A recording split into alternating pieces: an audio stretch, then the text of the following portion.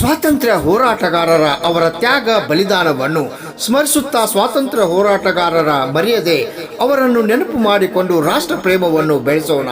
ಸ್ವಾತಂತ್ರ್ಯದ ಹಿನ್ನೆಲೆಯನ್ನು ತಿಳಿದು ಉತ್ತಮ ಸಮಾಜವನ್ನು ಸೃಷ್ಟಿಸಲು ಸಾಧ್ಯ. ದೇಶದ ಸ್ವಾತಂತ್ರ್ಯವನ್ನು ಯುವ ಜನಾಂಗಕ್ಕೆ ತಿಳಿಸಿ ದೇಶದ ಸಂಸ್ಕೃತಿ ಪರಂಪರೆಯನ್ನು ಹೆಚ್ಚಿಸೋಣ. ರಾಷ್ಟ್ರದ ಹಿತಕ್ಕಾಗಿ ಪ್ರತಿಯೊಬ್ಬರೂ ಶ್ರಮಿಸೋಣ. ಅನೇಕ ಮಹಾಪುರುಷರನ್ನು ಇಂದು ಸ್ಮರಿಸಬೇಕಾಗಿದೆ. ಭಾರತವು ಅಖಂಡವಾಗಿ ಉಳಿದಿರುವುದೇ ಅತಿ ದೊಡ್ಡ ಸಾಧನೆ. ಭಾರತವು ಪ್ರಜಾಪ್ರಭುತ್ವ ರಾಷ್ಟ್ರವಾಗಿ ಜಗತ್ತಿಗೆ ಮಾದರಿಯಾಗಿದೆ.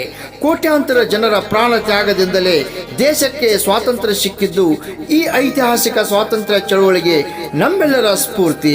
ಸಮಸ್ತ ನಾಡಿನ ಜನತೆಗೆ 78ನೇ ಸ್ವಾತಂತ್ರ್ಯೋತ್ಸವದ ದಿನಾಚರಣೆ ಹಬ್ಬದ ಶುಭಾಶಯಗಳು.